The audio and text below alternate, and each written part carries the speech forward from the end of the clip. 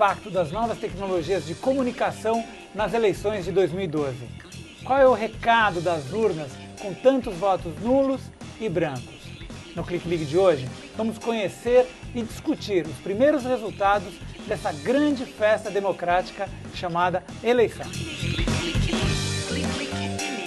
A nossa conversa começa com o Bruno Torturra, que é jornalista e um dos idealizadores do projeto Pós-TV. Conta pra gente o que é esse projeto e como nasceu. O projeto da Pós-TV, primeiro falar o que ele é, na verdade. Né? Ele é um processo em andamento, ele está em construção diária de descentralização da maneira de fazer televisão, usando a internet e o streaming como a principal ferramenta. Então, começou como um hashtag, começou como uma ideia, e aos poucos está se tornando uma rede de pessoas, um site e uma proposta, no fundo, né? Da gente descentralizar a maneira como a gente dialoga publicamente e como a gente consegue empoderar, na verdade, o cidadão para pensar em maneiras de difundir as próprias opiniões, informação, debates, né? Já que a gente já tem uma infraestrutura digital completamente pronta para você repensar o que significa a televisão hoje em dia. Então, a Pós-TV nasceu quase por acaso, ano passado, já tem 1 ano e meio a primeira transmissão da Pós-TV, que foi na Marcha da Liberdade, quando, uma semana após a repressão violenta que a Marcha da Maconha sofreu em São Paulo, gerou uma grande indignação pública, né? Manifestada basicamente nas redes. Né? E aí, ao longo da semana, eu me envolvi muito nesse processo, não só de construção dessa marcha, mas principalmente de articulação de pessoas que estavam sensibilizadas por essa questão e usaram as redes como forma de se articular.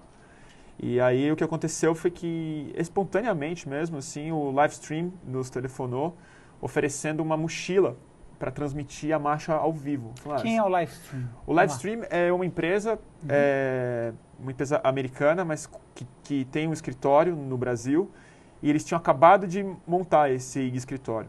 E era um pessoal que viu a movimentação nas redes e perguntou se eu não gostaria de cobrir a marcha com esse equipamento, que é uma mochila que transmite sinal, e a gente conseguiria fazer essa cobertura da marcha em loco.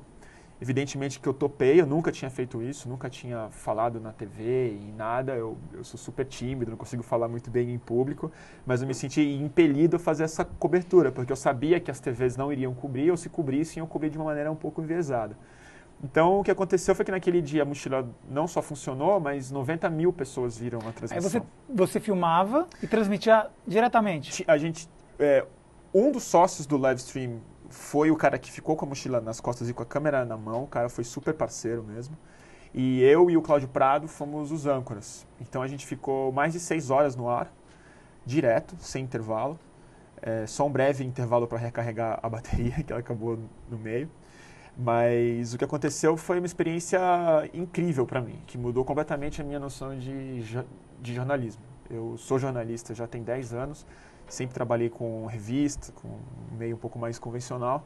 E o que aconteceu foi que não só a repercussão foi muito grande, mas mais do que a repercussão, mais do que as 90 mil pessoas que viram, foi a maneira absolutamente livre e absolutamente integrada dentro da marcha que a gente conseguiu realizar. Então, o que me espantou muito era ver os links das emissoras de TV paradas em vans, assim, do outro lado da rua, um cara com um paletó, não entendendo nada do que estava acontecendo, e a gente no meio do povo, sabendo exatamente o que estava acontecendo, com liberdade total de falar, de entrevistar, de fazer qualquer coisa.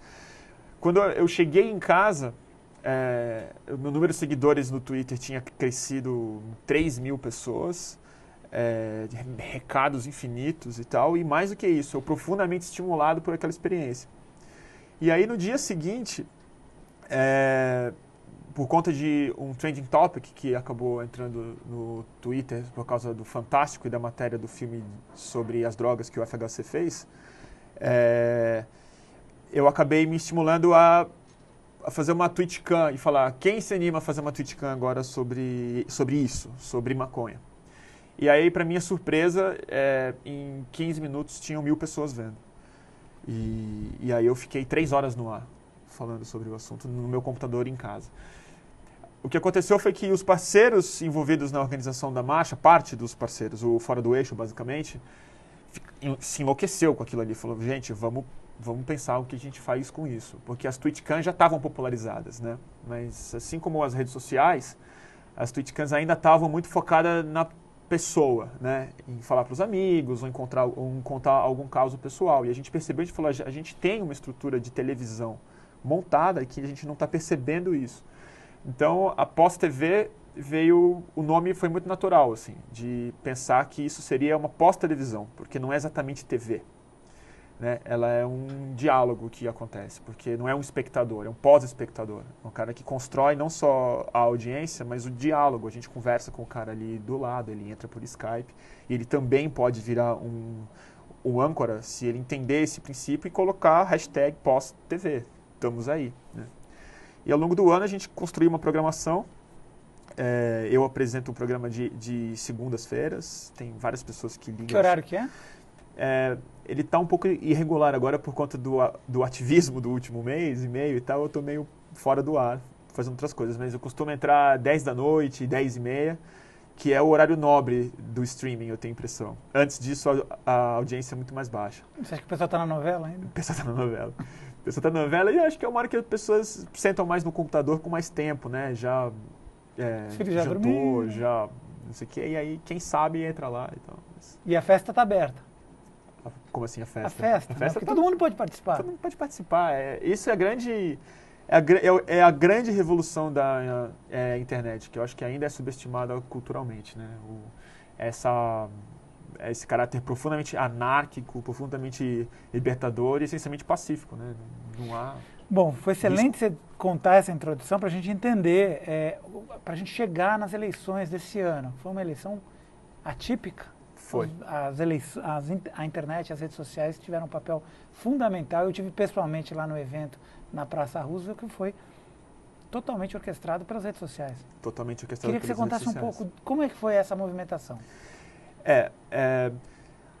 Ao longo desse ano, que a pós-TV ficou meio incubada ainda, mais acontecendo, o que a gente sente, e não só no Brasil, não só em São Paulo, e não só no grupo que eu faço parte, mas qualquer pessoa um pouco mais conectada sente que o mundo inteiro tem alguma coisa nova acontecendo, né? E a internet tem muito a ver com isso. A impressão que dá é que o mundo velho, né, isso você pode falar em qualquer nível, político, cultural, midiático, ele está um pouco obsoleto, né? Um pouco não, bastante obsoleto. Não está dando conta mais do tipo de anseio, o tipo de necessidade, o tipo de problema que o mundo tem hoje em dia. Então, vários grupos continuaram discutindo isso ao longo do ano, se conhecendo melhor, tentando se articular em diferentes ações e debates. E antes das eleições, antes da campanha propriamente começar, a pós-TV resolveu fazer o seu primeiro salto de qualidade, grande mesmo, que foi estabelecer um site e fazer uma organização de uma cobertura diária, nacional, das eleições municipais. Porque o que a gente entende é que a pós-TV só tem sentido se ela se pulverizar. Ela não faz sentido se ela for paulistana, se ela for carioca, se ela for de uma capital. Ela é o potencial do cidadão de cidades que a mídia não se importa, dele nacionalizar a questão dele e achar as pessoas que querem discutir aquilo ali. Então a gente propôs 20 dias de cobertura diário em várias cidades do Brasil, chamadas Cidades que Queremos, para a gente botar na pauta coisas que não estavam sendo discutidas nas campanhas, na mídia e nem nos debates eleitorais. E aí o que aconteceu foi que a pós-TV começou a se estruturar muito bem e o diálogo com atores públicos começou a se intensificar muito. Em São Paulo, começou a ter esse cenário do Celso Russomano, de crescer nas pesquisas a cada dia. Quando ele bateu os 35%, veio um certo desespero na nossa cabeça. Assim. A gente olhou e falou, não é possível que isso está acontecendo, porque como assim a gente não tem esse diálogo público? Como assim isso não está na rua? Como assim a mídia não está falando claramente? Como assim as campanhas políticas não têm liberdade suficiente para falar a coisa claramente, para interpretar o russomano pelo que ele é. Então a gente começou a bater muito nessa tecla dentro da Post.TV, só que não fazia muito sentido, porque a nossa audiência é naturalmente baixa e repercute só na rede. Então, várias pessoas se reuniram, a gente sentou para conversar, basicamente falou, o que a gente faz? O que a gente vai pensar? E aí a gente veio com uma discussão quase filosófica mesmo, assim, sobre o que o russomano representava, e não exatamente ele, mas o que representa um cara que nem ele está com 35% e o que tem por trás dele. E a gente veio com o conceito da primeira manifestação, que foi o amor sim, russomano não. E o amor, nesse caso, não é só um slogan. A gente tem a impressão que é um sentimento que está muito reprimido em São Paulo, está muito castrado em São Paulo por conta de um esvaziamento, não só do espaço público e do que é público em São Paulo, mas um esvaziamento da própria discussão do que participação política é. Né, que tem a ver, para mim, tem a ver sim com amor ao próximo, com verdadeira compaixão, com comunhão pública e tal. E a gente achou que se a gente fosse por esse viés, a gente ia tocar muita gente, porque muita gente em São Paulo sente essa carência pública mesmo, essa demanda de ativismo reprimido, né, de pessoas que não se sentiam à vontade para se colocar politicamente, porque o jogo eleitoral não é mais sedutor, não é mais emocionante. Muito bruto, né? Muito bruto e muito cínico, né? Como é que muitas pessoas que iam votar num candidato se constrangiam de defender ele porque falam, não quero estar do lado de um cara que, sei lá, do partido do mensalão, ou estar do lado de um cara que militarizou São Paulo, sabe? E o jogo partidário está obsoleto como tudo aquilo que a gente estava discutindo antes. Então a gente fez essa manifestação e usou as redes sociais, que é a única maneira que a gente tem de se comunicar com as massas, né? Porque a mídia convencional não se interessa por esse tipo de assunto. E a nossa surpresa foi que em 5 dias a coisa estava gigantesca e muitos grupos aderiram. É bom dizer que assim, foi articulado sim pela rede social, mas há um processo analógico muito importante nesse sentido, que é reuniões diárias, encontros abertos. A gente trabalhava 24 horas por dia nisso, na rua, táxi, ônibus, indo encontrar com o coletivo, convencer as pessoas pessoalmente para entender que o movimento é apartidário, que a gente não tem vinculação com nenhum partido. Coletivos muito legais de São Paulo aderiram de saída. A gente fez realmente uma construção coletiva do conceito da manifestação. Chamamos as pessoas para a rua, estabelecemos a cor de rosa-choque como a estética, né? E fomos para Roosevelt. Né? Deu super certo. Assim, choveu no dia, caiu uma chuva forte, mesmo assim a gente acredita que mais de 2.000 pessoas passaram pela praça. Foi muito bonito para quem estava lá. A polícia tentou proibir o evento sim, né? Desligaram a luz da praça e tudo mais, a gente resistiu, ficou lá pacificamente, deu tudo certo. E tocou muita gente, né? Os artistas participaram, as pessoas estavam lá, e isso foi na sexta-feira antes da eleição. O russomano já vinha numa perspectiva de queda, e para nossa grande felicidade, 2 dias depois, ele nem para o segundo turno foi. Né? Evidente que a gente ninguém imagina que foi responsabilidade nossa isso. Mas vocês fizeram um cálculo de quantas pessoas foram impactadas pelas redes sociais com foto, com Instagram, com curtir, com compartilhar? Tem esse cálculo? É impossível medir. Eu não sei, porque assim, eu sou um amador eletrônico, assim, eu sou Mas foi um fenômeno, com certeza. Foi um fenômeno, assim, é muito difícil você conhecer uma pessoa em São Paulo, assim, um pouco mais conectada, né, à internet, que não sabe do que aconteceu, né, que viu esse nome virou um meme, né, Amor Sim, Russomano não, virou piada, pessoas começaram a fazer flyers por conta própria, pessoas foram se manifestar. Quer dizer, a estratégia de divulgação também foi de compartilhar, né, de todo mundo ser dono do evento. Sempre. Isso foi uma das razões do sucesso. Uma das razões do sucesso, curiosamente, do sucesso não, mas da primeira grande repercussão do Amor Sim, Russomano não, foi o Facebook ter tirado os 2 eventos do ar quando a gente lançou na terça-feira.